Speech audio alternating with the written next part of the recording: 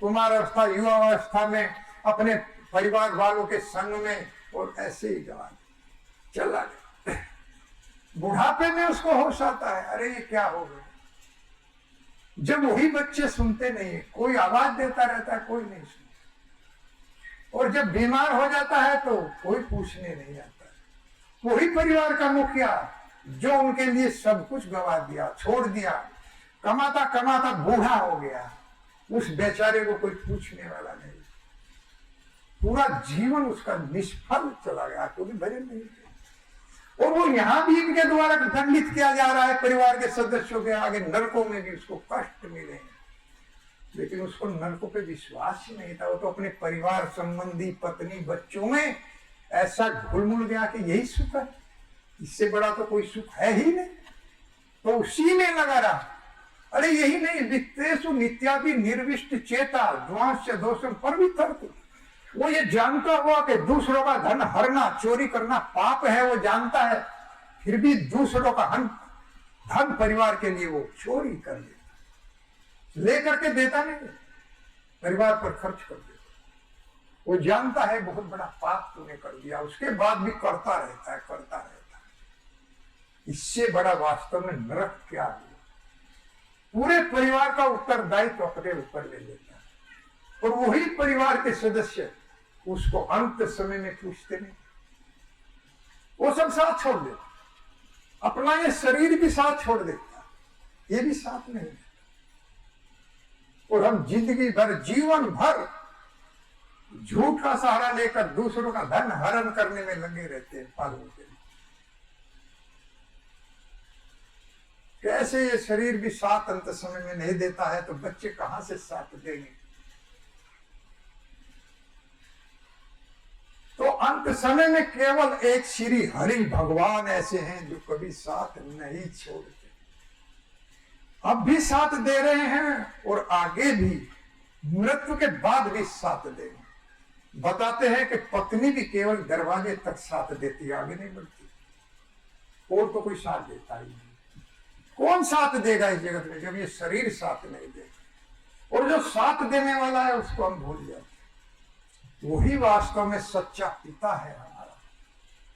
भगवान भगवत गीता में कहते हैं, पिता में से जगतो माता धाता पिता में, माता भी मैं हूं, पिता भी मैं हूं।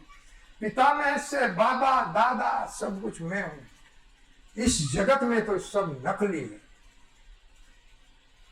कोई असली पिता केवल भगवान है जो कभी साथ छोड़ता नहीं है, लेकिन हम लोग उसको छोड़ देते, उसी को छोड़ देते हैं जो साथ देने वाला है, और जो साथ देने वाले नहीं उनको पकड़ के रखते, उनको हम नहीं छोड़ते।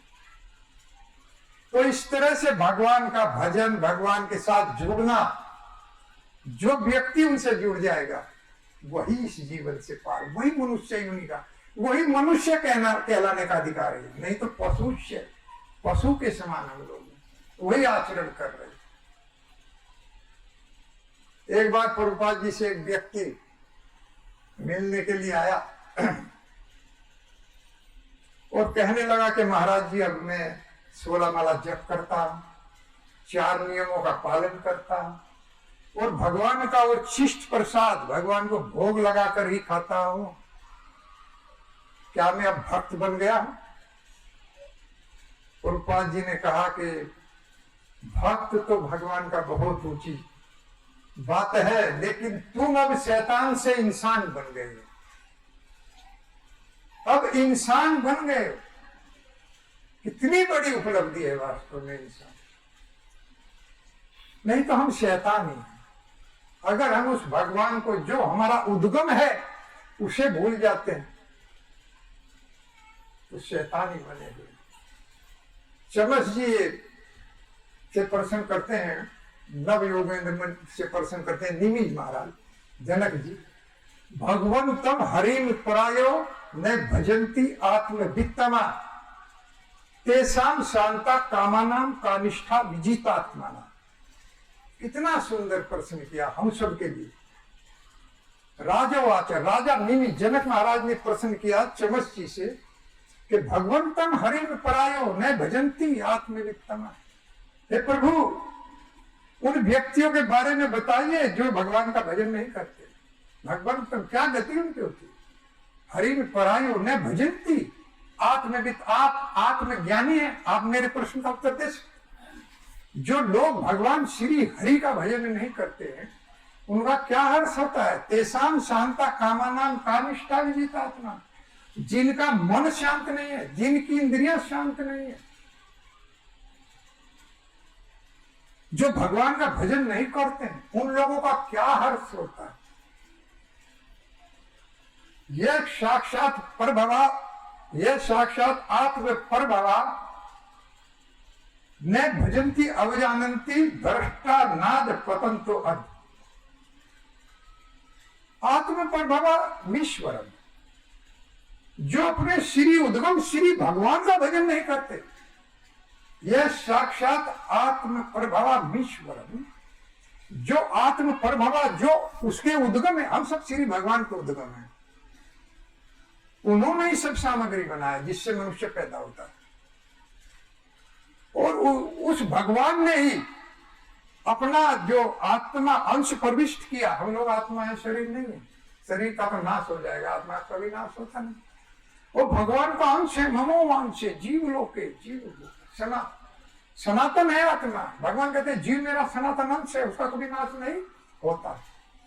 तो वो साक्षात आत्म प्रभाव ईश्वरम, अरे वो भगवान जो साक्षात आपकी उत्पत्ति है, हमारे सबका उत्पादन करने वाले, हम सबको बनाने वाले, वो श्री भगवान है। न भजंती अब जानंती भ्रष्टा नाद पतंती अध। जो उस भगवान का नाम नहीं लेते हैं, उसको जानने का प्रयास नहीं करते हैं, वो नीचे नरकों में जाते हैं। ये प्रश्न का उत्तर दे दिया चमत्सी ने उत्तर दे दिया। वो बच नहीं पाएंगे, वो नीचे नरकों में जाएंगे, और यहां भी नरक और वहां भी नरक।